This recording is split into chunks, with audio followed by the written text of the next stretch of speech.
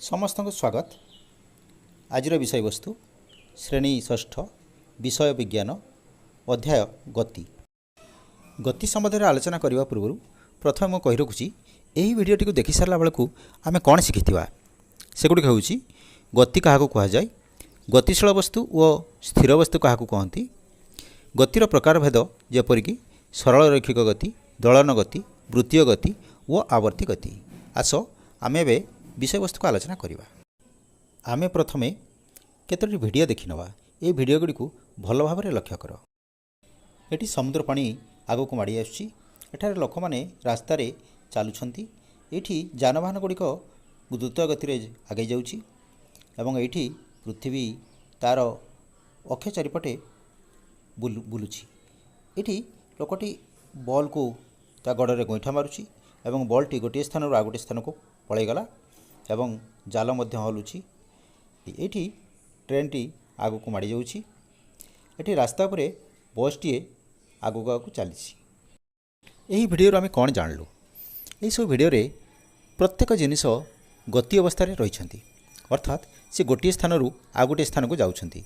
आस आउ गोटे भिडियो देखि नबा।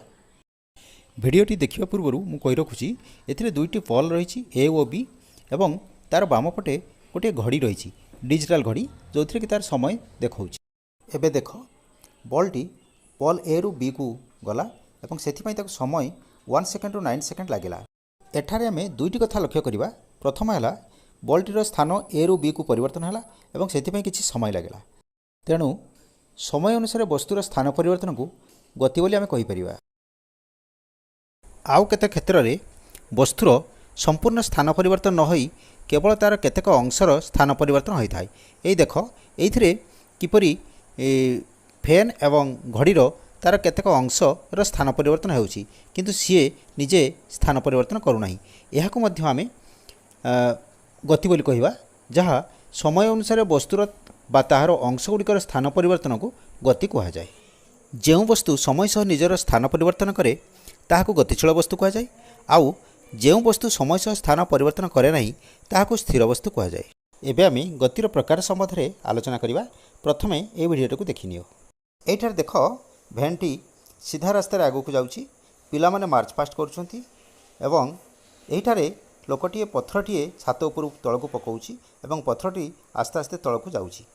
एई चित्र आम देखिले प्रत्येक वस्तु भैन पिला माने एवं पत्थर सीधा तलक जाउची बा सीधा गति करुची। यह आम सरल रैखिक गति बोली कहवा।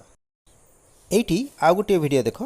एथिरे कृत्रिम उपग्रहटी पृथ्वी चारिपटे प्रदक्षिण करुची बा बुलुची एवं एठी आउ गोटे चित्र रे कारटीए वृत्ताकार पथरे सी बर्तमान घूरी बुलुची एवं ये सीधा न जाई देख सी केमिति वृत्ताकार पथरे बुलुची। ए प्रकार गति को वृत्तीय गति कह जाए।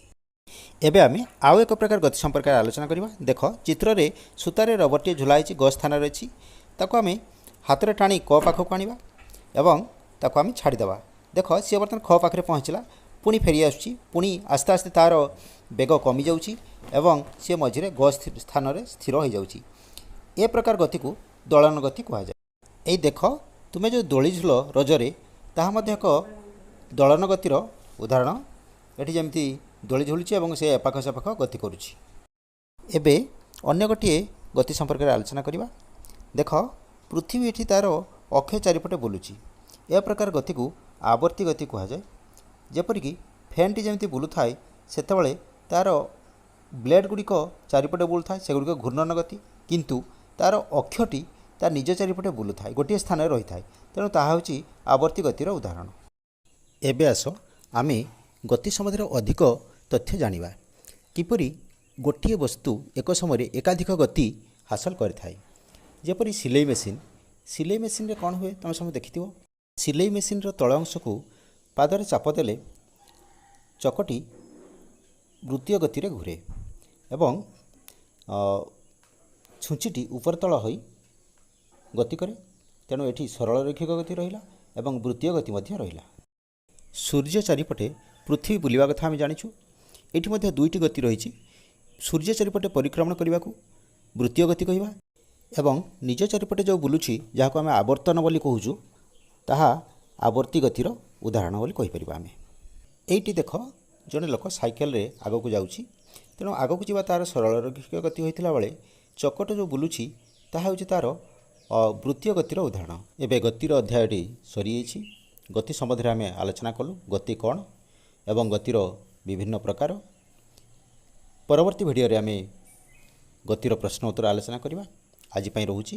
ଘରେ ରୁହ, ସୁସ୍ଥ ରୁହ। ଧନ୍ୟବାଦ।